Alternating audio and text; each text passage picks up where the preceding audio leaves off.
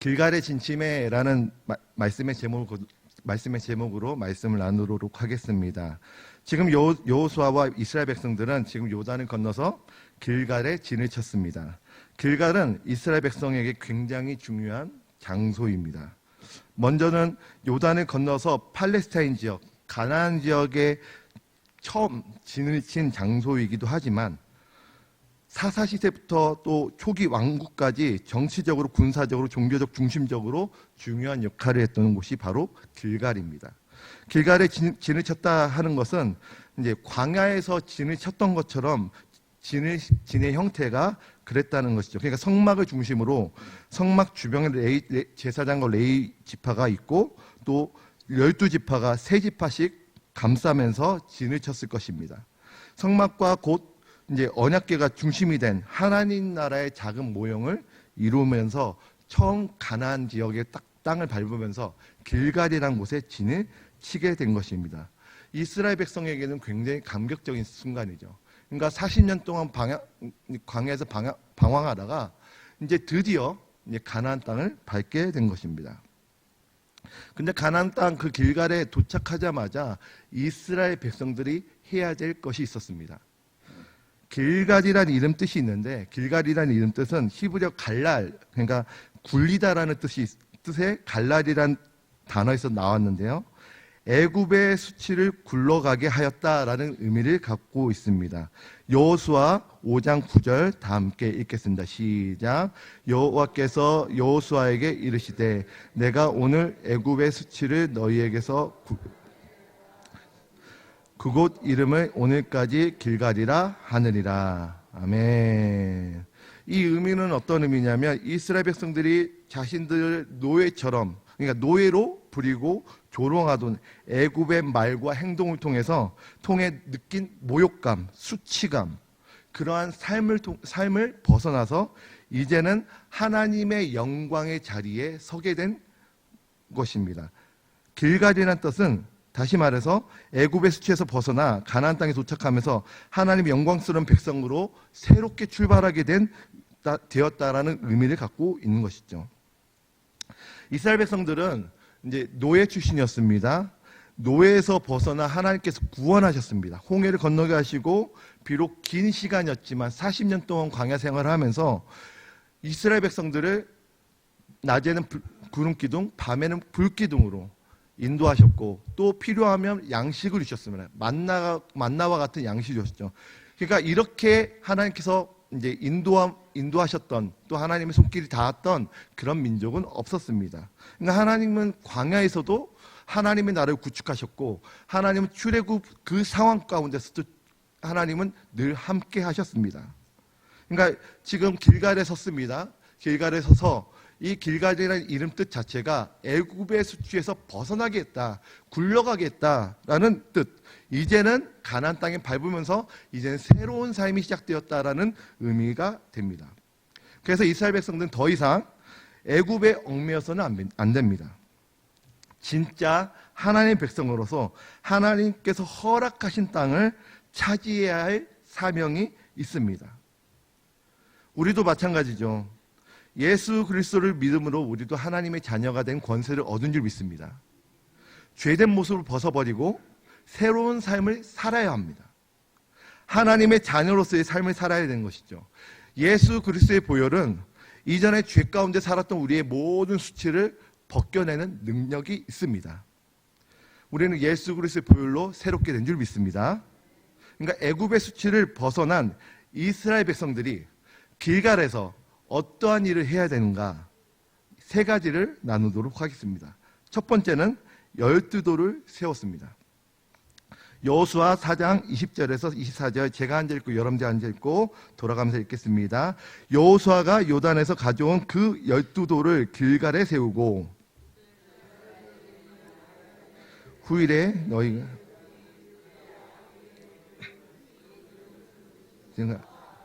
너희는 너희의 자손들에게 알게 하여 이르기를 이스라엘이 마른 땅을 밟고 이 요단을 건넜음이라.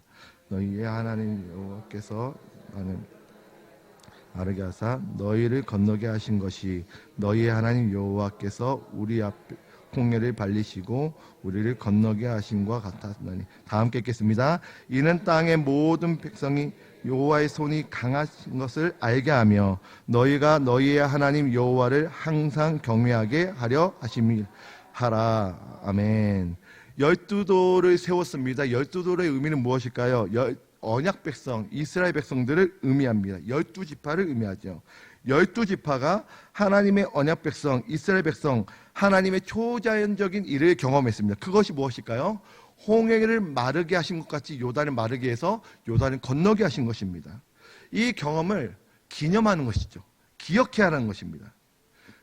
무엇을 기억해야 될까요? 물론 요단을 건너게 하신 그 하나님을 기억하는 것이지만 24절에 이렇게 나와 있습니다. 24절 다 함께 읽겠습니다. 시작. 이는 땅의 모든 백성에게 여호와의 손이 강하신 것을 알게 하며 너희 여호와를 항상 경외하게 하려 하심이라 하라. 아멘. 여호와의 손이 강하신 것을 알게 하며 두 번째로는 하나님 여호와를 경외하게 하려 하심이다라고 말씀하고 있습니다. 그러니까 이 강하신 것, 또 여호와를 항상 경외하게 하는 근거는 무엇일까요? 요단을 건너게 하신 일입니다. 하나님은 이 세상의 어떤 존재보다도 위대하신 분이십니다. 여러분 믿으시나요? 우리는 그 하나님을 기억해야 합니다. 하나님은 여러분들에게도 강하고 위대하신 분이십니다. 그 근거는 무엇인가요? 여러분들 통해서 하나님께서 행하신 일은 무엇인가요? 가깝게는 오늘 하나님께서 행하신 일은 무엇인가요? 가물가물한가요? 사실은 우리는 하나님을 기억하는데 때로는 너무 암기적으로 기억할 때가 있습니다. 아까 전에 우리가 항상 예배를 시작하면서 암송하는 게 있죠. 전능하사 천지를 만드신 하나님 아버지를 내가 믿사오며. 신앙 고백입니다. 우리는 이 신앙 고백을 암기하죠. 그런데 여러분들이 전능하사 천지를 만드신 하나님 아버지를 내가 믿습니다라는 이 고백이 여러분들과 무슨 상관이 있나요? 어떤 관련이 있나요? 전능하사 천지를 만드신 하나님 아버지를 내가 믿는다. 창조하신 하나님을 여러분 삶 가운데 경험하고 있나요? 우리 경험하였다면 반드시 기억해야 합니다. 그러니까 12도를 세우신 이유는 단순히 하나님의 이적을 일순간 경험한 걸로 끝나는 것이 아니라 기억해야 되는 것이죠. 기념해야 되는 것입니다. 자자 대대손손 계속 기억해야 되는 것이죠. 하나님께서 이런 일을 행하셨다. 우리는 암기적인 믿음은 한계가 있습니다. 믿음은 증명돼야 됩니다. 무엇으로 증명이 돼야 될까요? 삶으로 증명이 되어야 합니다. 여러분들 여호와는 나의 목자신 내게 부족함이 없습니다 라고 고백하고 외웁니다. 그렇다고 한다면 여러분들은 여호와는 나의 목자시다. 목자 되신 하나님과 여러분들과 무슨 상관이 있나요? 증명이 돼야 합니다. 홍해를 가르신 하나님, 오늘도 역사하신다는 사실을 우리는 경험해야 되고 기억해야 합니다. 이것이 하나님의 뜻입니다. 예를 들겠습니다. 제가 이제 서울역에서 부천 삼락교회를 찾으려고 합니다. 부천 삼락교회를 찾으려고 하는데 저는 부천 지역은 알지만 부천 삼락교회가 부천에 있는 줄 몰라요. 그래서 제가 누군가한테 전화해서 물어보죠. 길을 찾기 위해서. 서울역에서 어떻게 가야 합니까? 물어봅니다. 예를 들면 안 목사님께 물어봅니다. 그러면 안 목사님이 대답하겠죠. 이제 1호선 타고 부천역에서 내려서 뭐 건너편에서 606번이나 경기 50번을 타면 대성병 맞은편에 있습니다. 뭐 이렇게 설명을 할 것입니다. 저는 그 말을 듣고 가는 것이죠. 저는 안 목사님의 얘기를 듣고 가는 것입니다. 질문입니다. 저는 안 목사님의 말을 이해하고 가는 것일까요? 믿고 가는 것일까요? 믿고 가는 것이죠. 왜요? 저는 여기에 부천 삼락교회가 있는지 없는지 저는 알 수가 없기 때문이죠. 만약에 안 목사님의 얘기를 듣고 왔는데 없으면 사기입니다. 고소해야죠. 그러니까 여러분 믿음은 들음에서 나는 거죠. 우리는 듣고 가야 돼요. 우리는 하나님의 말씀을 들어야 됩니다. 듣고 가는 것입니다. 들을 때에 그리고 순종할 때에 증명이 되는 것이죠. 또 제가 어떤 사람을 만났어요.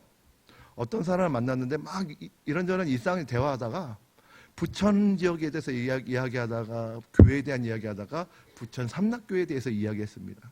근데 이 사람이 이런 얘기하는 거예요. 나는 부천에 30년 동안 토박이다.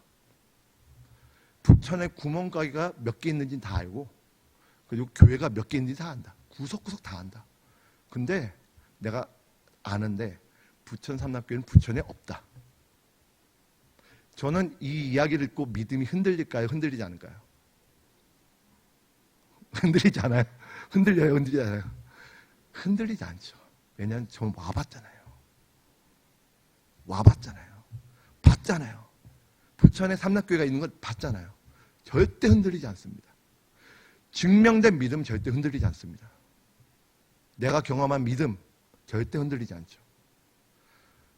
그러니까 우리가 그냥 암송만 하셔서는 그걸로는 다가 아닙니다. 그 말씀이 내 실제 경험되어져야 합니다. 그러기 위해서는 말씀을 들어야 되고 말씀에 순종해야 합니다. 순종할 때 하나님이 역사하십니다.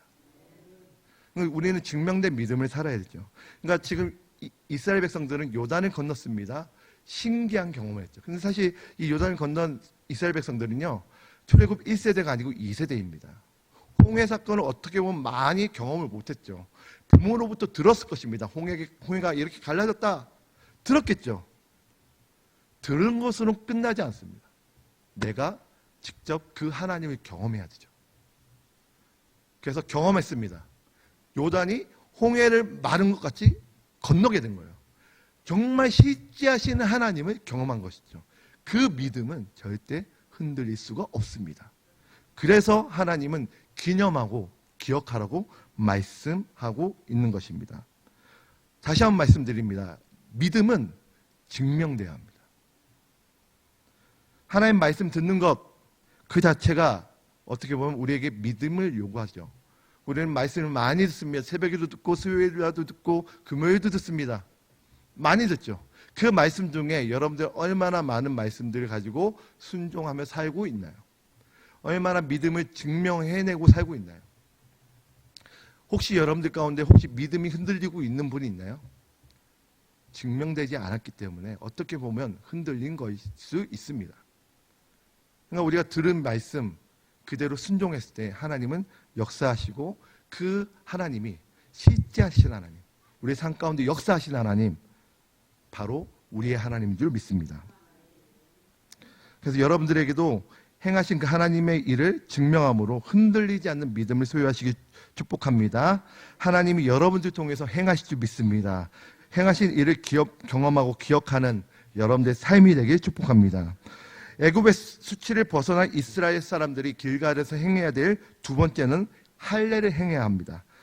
여호수아 5장 2절에서 5절까지의 말씀 제가 한 절 읽고 여러분들 한 절 읽고 교독하겠습니다. 그때에 여호와께서 여호수아에게 이르시되 너는 부싯돌로 칼을 만들어 이스라엘 자손들에게 다시 할례를 행하라 하시매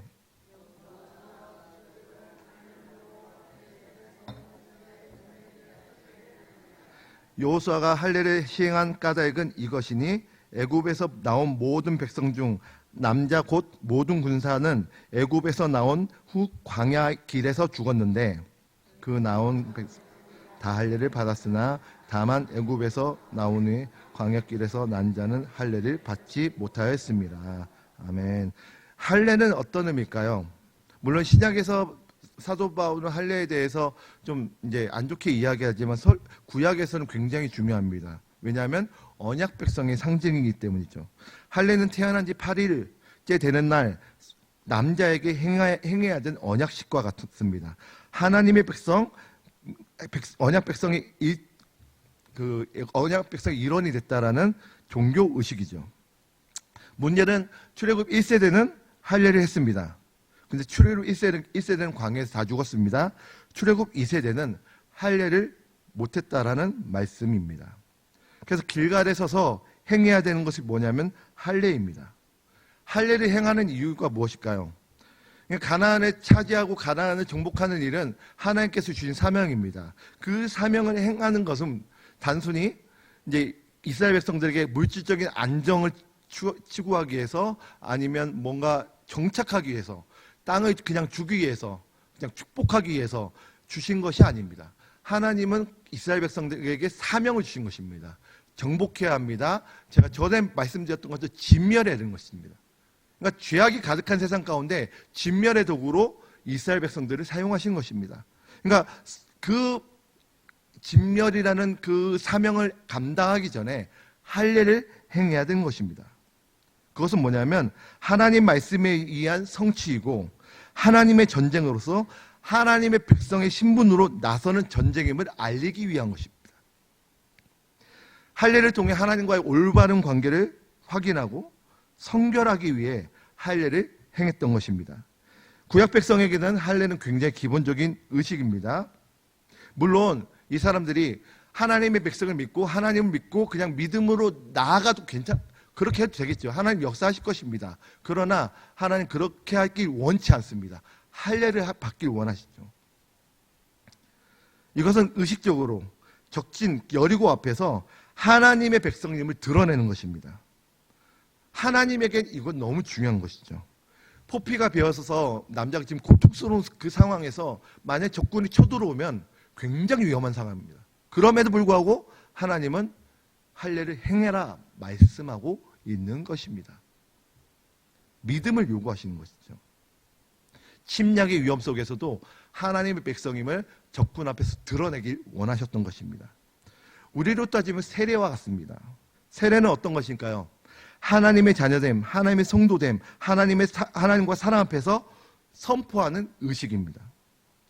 세례라는 의식을 하지 않아도 예수 그리스도를 믿음으로 우리는 살 수 있죠. 천국 갈 수 있습니다. 믿음으로 인해서 우리는 구원 백성 될 수 있죠. 근데 세례를 해야 합니다. 마음으로만 믿어서는 안 되고 입으로만 시인해서도 안 됩니다.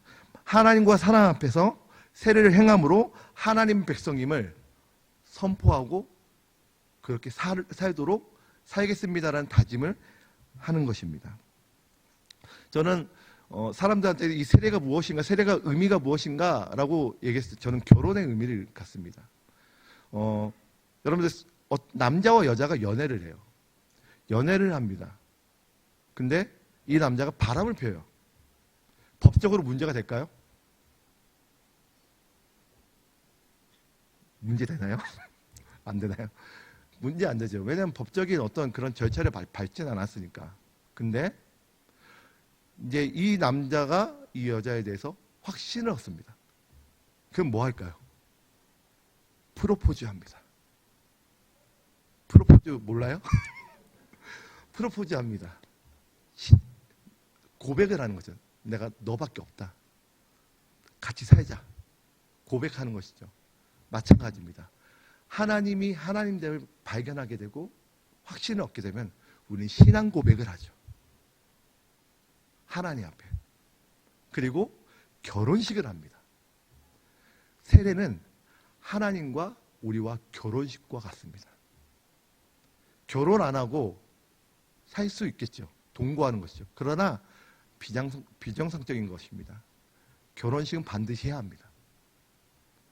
하나님과 사람 앞에서 부부인 것을 선언하는 것처럼 나는 하나님의 백성입니다. 하나님의 자녀입니다. 라는 의식을 해야 하는 것입니다. 믿음의 고백이죠. 하나님과 사람 앞에서 나는 하나님의 성도입니다. 라고 드러내는 것입니다. 하나님 그걸 원하시는 것이죠. 굉장히 위험한 상황입니다. 위험한 상황 가운데서도 고백을 해야 되는 것입니다. 드러내야 하는 것입니다. 적군 앞에서. 할례를 행해야 되는 것이죠. 위험하지만 하나님께서 그 위험한 상황 가운데서 보호하심을 믿고 할례를 행해야 했던 것입니다. 세례는 영적인 것입니다.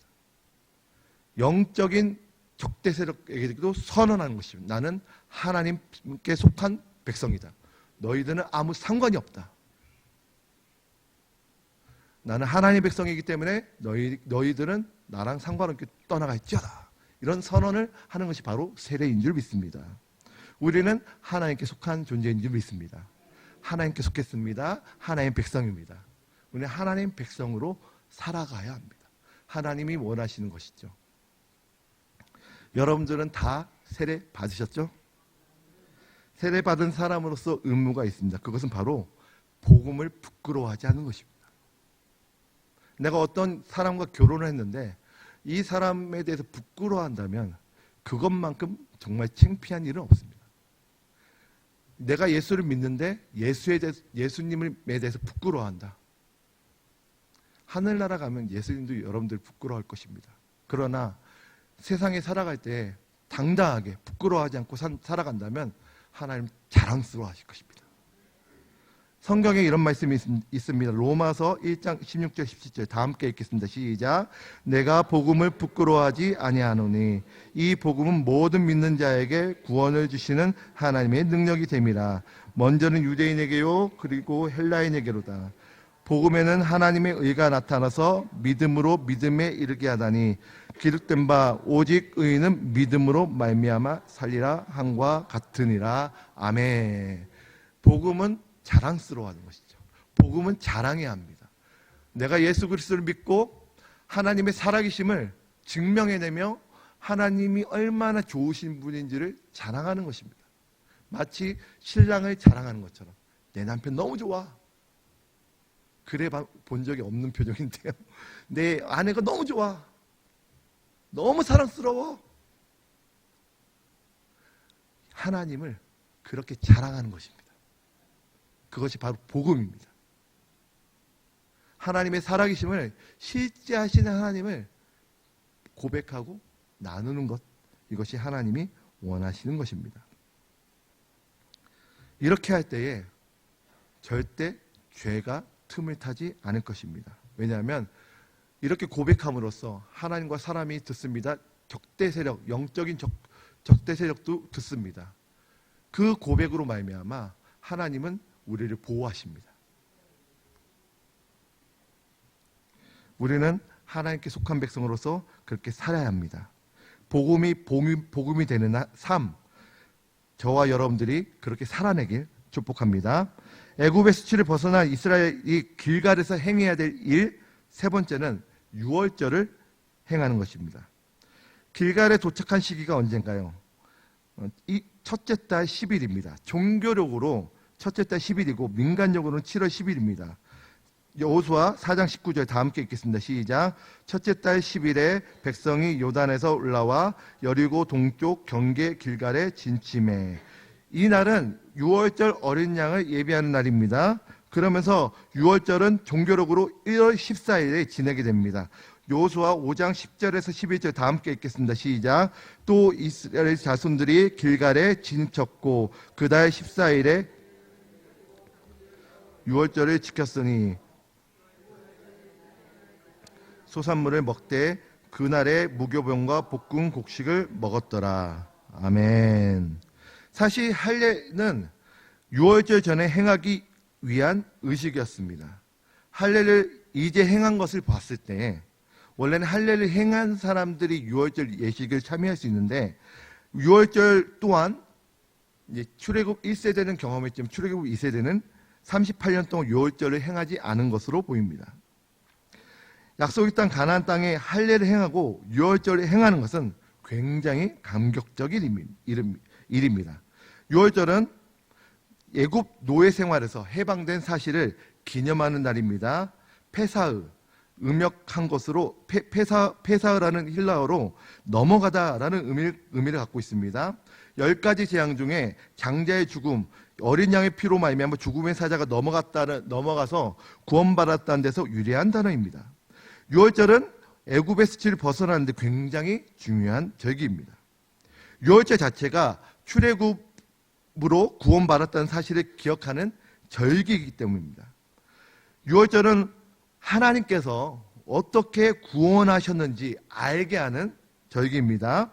이스라엘 모든 죽음에서 벗어나고 구원받는 일을 기억하게 하는 절기이기 때문에 굉장히 중요한 날입니다. 우리 또한 반드시 기억해야 될 것이 있습니다. 무엇일까요? 예수 그리스도께서 우리를 어떻게 구원하셨는지 기억해야 합니다. 예수 그리스도께서 고난과 죽음, 그로 인해 흘리신 피, 보혈로 말미암아 우리의 죄의 대가를 감당하셨고, 또 부활하심으로 말미암아 죄와 사망의 법에서 우리를 해방시켜 주셨습니다. 반드시 기억해야 합니다. 예수님께서 어떻게 우리를 구원하셨는지 기억해야 합니다. 유월절이 마치 출애굽을 어떻게 해서 구원을 하였는지 기억하는 절기라고 한다면, 우리 또한 예수 그리스도를 통해서 어떻게 구원을 받았는지를 반드시 기억해야 합니다. 우리가 이러한 삶을 살면서 또한 예수 그리스도를 믿음으로 구원받은 하나님 백성으로 지켜내고 살아야 될 사명과 삶이 바로 이러한 삶이 있습니다. 그러니까 단순히 막연하게 예수님을 믿으면 천국 간다, 이렇게 막연하게 믿는 것이 아니라 예수님께서 우리에게 행하신 일이 무엇인가 구체적으로 알아야 합니다. 그렇게 알기 위해서는 어떻게 해야 될까요? 말씀을 가까이 해야 합니다. 공부해야 합니다. 연구해야 합니다. 더 깊이 하나님을 알아야 합니다. 막연하게 무미건조하게 하나님을 알아간다면 우리는 예배마저도 무미건조하게 무의미하게 예배를 드릴 것입니다. 우리가 드리는 예배가 매일매일마다 감격적으로 드리려면 하나님께서 우리에게 어떻게 일을 행하셨고 어떻게 구원하셨는가 알아야 합니다. 기억해야 합니다. 기억함으로 하나님 감사하며 찬양하며 영광 돌려야 될 줄 믿습니다. 그럴 때에 하나님께서 은혜를 주십니다. 여러분들은 얼마나 하나님을 알아가고 있나요? 알고 있나요? 하나님을 알아가는 데는 끝이 없습니다. 우리는 죽을 때까지 알아야 합니다. 하나님은 우리의 인생에 정말 먼지 정도 될까요? 하나님을 알려면요, 태산의 티끌도 우리는 다 알지 못할 것입니다. 그렇기 때문에 우리는 매일매일마다 하나님을 가까이 하고 말씀을 가까이 함으로 우리가 하나님을 더 깊이 알아야 합니다. 또 삶 가운데 경험해야 합니다. 그럴 때에 우리의 믿음은 더 견고해질 줄 믿습니다. 늘 예수 그리스도를 기억하고 예수 그리스도께서 행하신 일, 구원하신 일들, 십자가 그리고 부활을 기억함으로 늘 구원의 감격 속에 살아가는 여러분들의 삶이 되길 축복합니다. 아멘. 말씀을 정리하겠습니다. 이스라엘 백성들은 요나를 건넜습니다. 길갈, 어떤 뜻인가요? 애굽의 수치를 골러가게 하다라는 의미를 갖고 있습니다. 애굽의 수치를 벗어나게 했습니다. 영광스러운 자리, 언약의 땅에 도착했습니다. 길갈은 바로 그 시작점이었습니다. 그래서 세 가지 일을 행해야 됐는데 12도를 세웁니다. 12도를 어떤 의미인가요? 기억하는 것입니다. 어떤 것인가요? 실제로 하나님께서 어떻게 행하셨는가, 홍해를 가르셨던 하나님, 실제로 경험한 그 요단을 건넌 그 이스라엘 백성들이 그 일을 기억하고 자자대세 손손 하나님이 어떻게 행하셨는지 알리기 위한 통로였습니다. 믿음은 반드시 증명돼야 합니다. 우리의 삶 가운데 증명돼야 되고 하나님의 말씀이 살아 역사하시는 것을 실제로 경험해야 합니다. 그러기 위해서는 듣고 순종해야 합니다. 그럴 때에 하나님이 역사하십니다. 두 번째는 할례를 행했습니다. 할례를 행하는 것은 무엇입니까? 언약 백성임을 증명하는 의식입니다. 적진 앞에서 위험한 상황 가운데 또 할례를 행함으로써 우리는 하나님께 속한 백성이고 하나님의 언약 백성이라는 것을 드러내는 것입니다. 우리 또한 세상에서 하나님의 백성임을 드러내는 것입니다. 그리스도인임을 드러내는 것입니다. 나는 예수 믿는 사람이다, 예수님께 속한 사람이다, 사람들에게 드러내는 것입니다. 그럴 때에 하나님은 그 고백을 받으신 줄 믿습니다. 믿음과 삶이 항상 일치되어서 우리의 일상 가운데 하나님을 경험하는 여러분들의 삶이 되길 축복합니다. 세 번째는 유월절입니다. 유월절, 어떻게 구원하셨는지 기억하고 알게 하는 동로의 절기입니다. 유월절을 통해서 하나님께서 행하신 일들을 알 수가 있습니다. 우리 또한 예수 그리스도의 보혈로 말미암아 구원을 받았기 때문에 예수 그리스도께서 우리를 어떻게 구원하셨는지를 반드시 기억해야 합니다. 기억하고 또 알아야 되고 또 알아야 합니다. 그럴 때에 우리의 예배가 늘 감격 속에 있을 줄 믿습니다. 감동 있는 예배, 감격 있는 예배 드리기 위해서는 하나님을 계속적으로 알아가는 우리의 믿음이 필요합니다. 우리의 삶이 필요합니다. 우리의 삶 가운데 하나님을 계속적으로 알아감으로써 하나님께서 주시는 구원의 감격, 또 자유와 기쁨을 누리는 여러분들의 삶이 되길 진심으로 축원하고 축복합니다. 아멘.